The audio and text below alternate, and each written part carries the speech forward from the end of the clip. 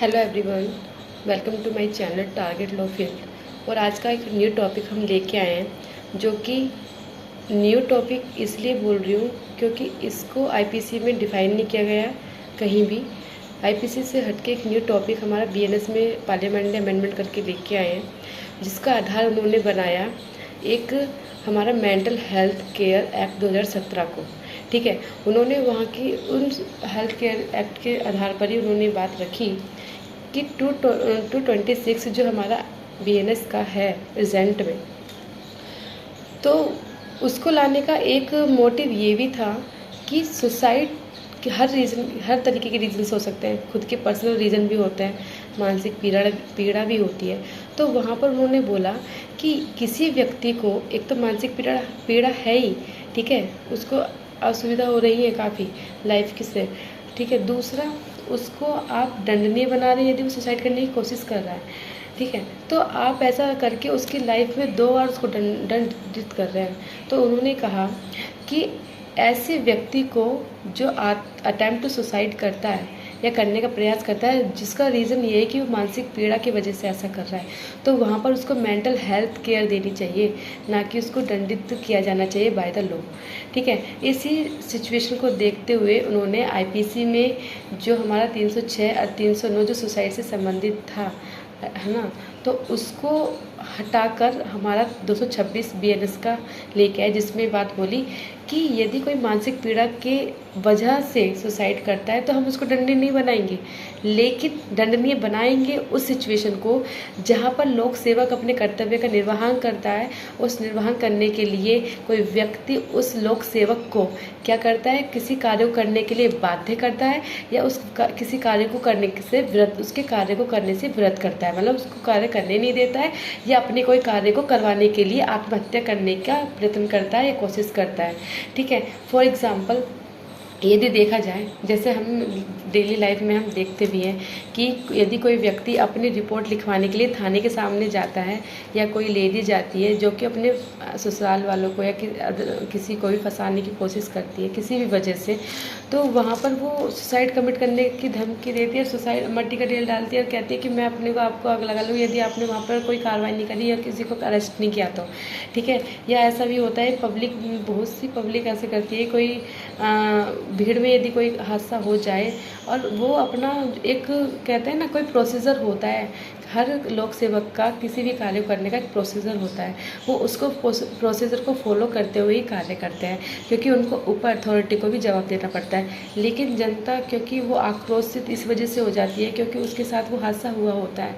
इस वजह से वो कहती है यदि वो उस कार्य को करो, नहीं तो, या किसी तरीके से बचना भी चाहती है तो वो क्या कहती है, या तो इस कार्य को करो या तो मैं अपने सुसाइड कर लूँगी। ठीक है, जैसे फॉर एग्जांपल यदि कोई रेवेन्यू ऑफिसर, तहसीलदार या लेखपाल वगैरह कोई भी प्रॉपर्टी का मुआयना करने के लिए आए, पैरमाइज करने के लिए आए, और वहाँ पर एक पक्ष आके कह दे यदि तुमने कार्रवाई करी तो मैं यहाँ पर अपने सुसाइड कर लूँगा या मैं अपनी आत्महत्या कर लूँगा, तो वहाँ क्यों कर रहा है वो ऐसा, जिससे कि वहाँ पर वो कार्रवाई हो ना और उस कार्रवाई से बच जाए, जो पैरमाइज होनी थी लीगल तरीके से, वो ऑफिसर ना करें। ठीक है, इस वजह से उस काम को रोकने की वजह से सुसाइड करने का वो ऐसा कार्य करता है। लेकिन ऐसी सिचुएशन में यदि वो किसी लोक सेवक के कर्तव्य में बाधा डाल रहा है तो वहाँ पर हम 226 ही अप्लाई करेंगे। ठीक है, दूसरा ये है कि पुलिस ऑफिसर को गिरफ्तारी जो कि वारंट के साथ करने वाली है, यदि कोई पुलिस ऑफिसर से ये कहता है यदि आपने मुझे अरेस्ट किया तो मैं यहाँ से कूद जाऊँगा या मैं इसको अपना आप को नुकसान पहुँचा लूँगा, मैं अपनी आत्महत्या कर लूँगा, ठीक है, जिससे कि वो पुलिस वाले उसको अरेस्ट ना करें और चले जाएं वहाँ से। ठीक है, वो भी इस कार्रवाई को रोकना चाहते हैं, उसके कर्तव्य को लोक सेवा के कर्तव्य में विघ्न डालते हैं। इस वजह से 226 को यहाँ पर भी क्या करा है, हमने दंडनीय बना दिया गया है। ठीक है, अब तीसरी सिचुएशन एक ये भी होती है जो नॉर्मल प्रैक्टिकल लाइफ में हम देखते हैं कि यदि कोई अवैध निर्माण होता है, अवैध निर्माण को नगर निगम या कोई भी म्यूनसिपालिटी हटाना चाहती है, ठीक है, क्योंकि उसके पास लीगल अथॉरिटी है, वो हटा सकती है, उसके पास राइट है ना, क्योंकि उसका लीगल ड्यूटी है वो, और वहाँ पर हटाने के लिए जाते हैं बुलडोजर को, और सामने आके पब्लिक कहती है मैं मुझे मार दो या मुझको मैं मर जाऊँगा या आत्महत्या कर लूँगा यदि आपने ये काम किया तो यदि इस प्रॉपर्टी को हटाया तो। ठीक है, तो वो इस वजह से कर रहा है कि वो काम को रोक दे या वो काम होने ना दे। ठीक है, तो ये वाली चीज़ें होती हैं। तो एक चीज़ यही कि सेक्शन ये सारी सिचुएशन में जो हम देखेंगे तो वहाँ पर 226 में आत्महत्या ही लोग या पर्सन कर रहे हैं, लेकिन हमने वहाँ पर आईपीसी में जो था उससे हटकर 226 में हमने इसको लागू कराया, क्योंकि यहाँ पर किसी लोक सेवक को दबाव बनाया जा रहा था या बाध्य किया जा रहा था किसी कार्य को करने के लिए। ठीक है, लोक सेवक को यदि ऐसे कोई कार्य करने के लिए ऐसा करता है, आत्महत्या का प्रयास करता है, तो वहाँ पर 226 ही बीएनएस का अप्लाई होगा। ये बिल्कुल फाइनल हो चुका है। लेकिन एक चीज़ और फाइनल हो चुकी है कि यदि कोई मानसिक पीड़ा से अपने आप को सुसाइड करता है तो वहाँ पर क्या होगा, आपको दंडित नहीं किया जाएगा। वहाँ पर आपको मेंटल हेल्थ केयर के अकॉर्डिंग मेंटल हेल्थ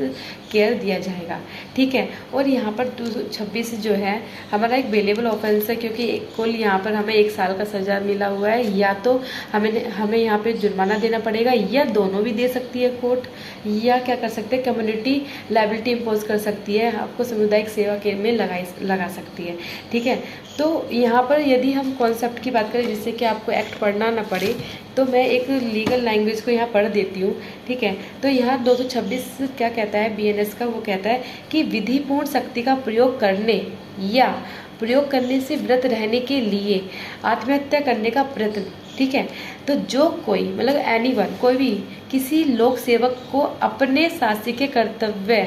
को रोकने के लिए बाध्य करने या शासकीय कर्तव्य के निर्वाह करने से व्रत रहने के लिए, या तो बाध्य करता है कोई कार्य करने के लिए या उसको व्रत करता है और इस आशय से आत्महत्या करने का प्रयत्न करता है, तो वह सिंपल जो इम्प्रिजमेंट होगी वो 1 ईयर की हो सकेगी, या जुर्माना होगा है ना, या दोनों भी दे सकती है कोर्ट, या सामुदायिक सेवा में उसको दंडित किया जाएगा। तो ये था हमारा बीएनएस का 226। और इसका आधार जो बनाया गया था मेंटल हेल्थ केयर 2017 को बनाया गया था, जिसके पीछे हमारा पार्लियामेंट का एक उद्देश्य भी है, और एक ये नीतिगत हमारा एक बदलाव है जो हमने आईपीसी से रिप्लेस कर हम यहाँ पर बीएनएस के अंदर लेके गए। Thank you for watching this video. Please share, comment and like this video and also subscribe. Thank you.